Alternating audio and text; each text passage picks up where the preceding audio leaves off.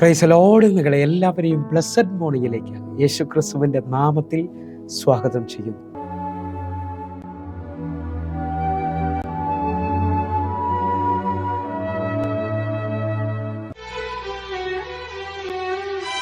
ആരും തുറക്കാത്ത വാതിൽ ദൈവം തുറക്കും. നീ പോകാത്ത വഴിയിൽ നിന്നെ നടത്തും. കാണാത്ത നന്മകൾ കാണുവാൻ ഇന്നും കരുതുന്ന കർത്താവ് കൂടെയുണ്ട്. ആരും തുറക്കാത്ത വാതിൽ ദൈവം തുറക്കും. നീ പോകാത്ത വഴിയിൽ നിന്നെ നടത്തും. കാണാത്ത നന്മകൾ കാണുവാൻ ഇന്നും കരുതുന്ന കർത്താവ് കൂടെയുണ്ട്. ആരും തുറക്കാത്ത വാതിൽ ദൈവം തുറക്കും. നീ പോകാത്ത വഴിയിൽ നിന്നെ നടത്തും.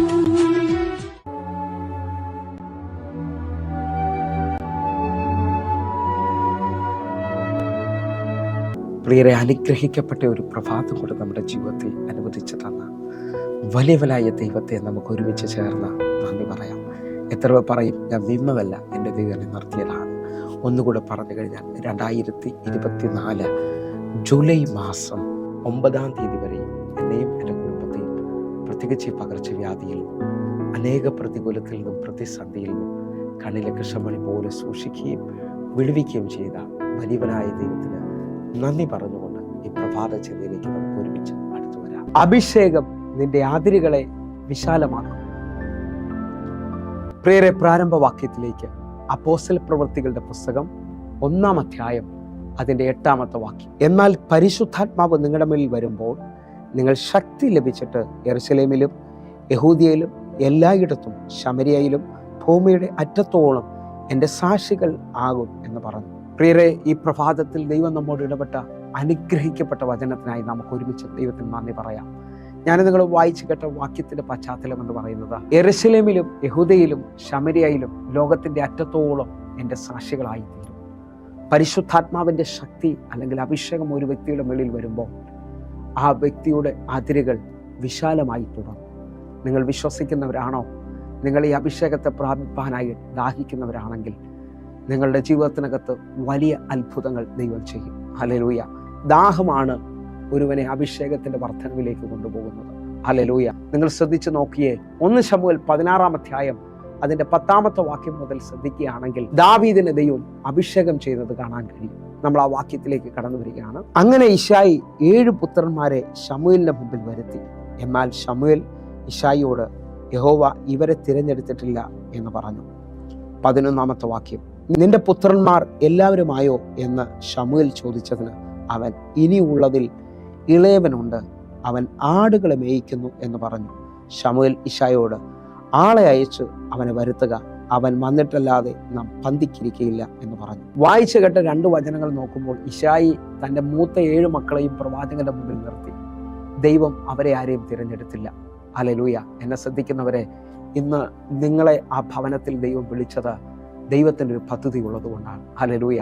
മനുഷ്യൻ നോക്കുന്നത് പോലെയല്ല ദൈവം നോക്കുന്നത്. മനുഷ്യൻ പുറമേ ഉള്ളത് നോക്കി വിധിക്കുകയും കാണുകയും ചെയ്യുമ്പോൾ എൻ്റെ ദൈവം നിന്നെ ആരാക്കണമെന്നുള്ളതും നിന്നെ എവിടെ എത്തിക്കണമെന്നുള്ളത് കാണുന്നു. ഹല്ലേലൂയ. വിശ്വസിക്കാമെങ്കിൽ നിങ്ങളിപ്പോൾ നിങ്ങളെ നോക്കി പറയുന്നുണ്ട്, എനിക്ക് സാഹചര്യമില്ല, എനിക്ക് കഴിവില്ല, എനിക്ക് വിദ്യാഭ്യാസമില്ല, എനിക്ക് കുടുംബ പേരില്ല, എൻ്റെ കയ്യിൽ സമ്പത്തില്ല. എൻ്റെ കർത്താവിന് നിന്നെ ഉയർത്തുവാനായി ഇതിൻ്റെ ഒന്നിൻ്റെയും ആവശ്യമില്ല. ദൈവത്തിൻ്റെ അഭിഷേകം നിന്നെ ലോകത്തിൻ്റെ അറ്റത്തോളം എത്തിക്കും. ദൈവത്തിൻ്റെ അഭിഷേകം നിന്നെ ആൾമാറിവനെ പോലെയാക്കും. ഹല്ലേലൂയ.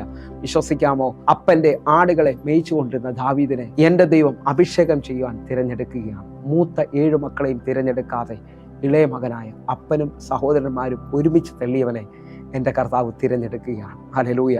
അവരാരും പ്രതീക്ഷിച്ചില്ല ദാവീദിനെ ദൈവം അഭിഷേകം ചെയ്യുമെന്നുള്ളത്. ഹല്ലേലൂയ. അവരാരും ചിന്തിക്കാത്തതുപോലെ 1 ശമൂവേൽ 16-ന്റെ 13-ാമത്തെ വാക്യത്തിൽ ദാവീദിനെ ദൈവം അഭിഷേകം ചെയ്യണം. 13-ാമത്തെ വാക്യം. അങ്ങനെ ശമൂവേൽ തൈലക്കൊമ്പെടുത്ത് അവന്റെ സഹോദരന്മാരുടെ നടുവിൽ വെച്ച് അവനെ അഭിഷേകം ചെയ്തു. യഹോവയുടെ ആത്മാവ് അന്നു മുതൽ ദാവീദിന്റെ മേൽ വന്നു.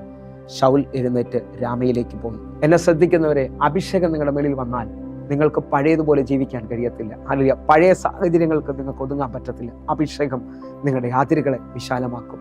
അഭിഷേകം നിങ്ങളുടെ സ്ഥിതിക്ക് മാറ്റം വരുത്തും. അപ്പൻ്റെ ആടുകളെ മേയിച്ചുകൊണ്ടിരിക്കുകയായിരുന്നെങ്കിൽ ഇതാ ശമൂവേൽ പ്രവാചകനിലൂടെ ദൈവം അവനെ അഭിഷേകം ചെയ്യണം. ആ അഭിഷേകം ചെയ്ത ആ സമയം മുതൽ ദാവീദിന് പഴയതുപോലുള്ള അവസ്ഥയല്ല. നിങ്ങൾക്കറിയാമോ, അഭിഷേകം അതിരുകളെ വിശാലമാക്കും.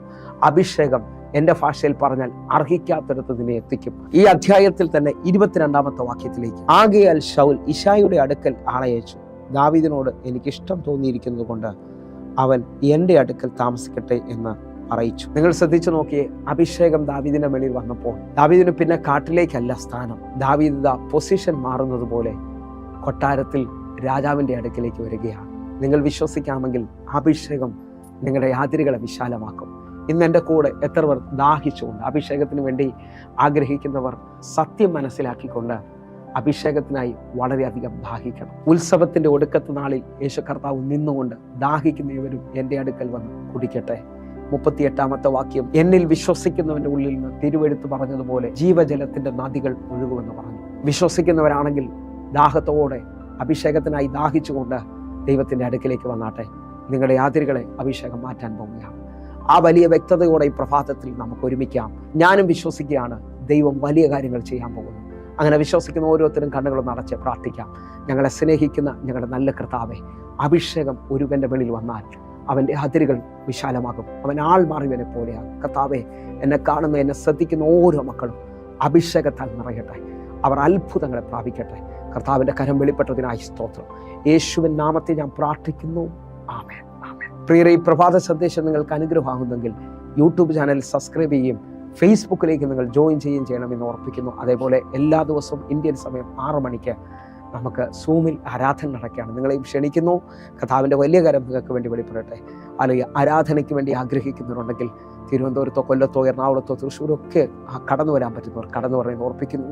വലിയ കാര്യങ്ങൾ പ്രതീക്ഷിക്കുക. ദൈവം നിങ്ങളെ അനുഗ്രഹിക്കട്ടെ. God bless you. ആമേൻ.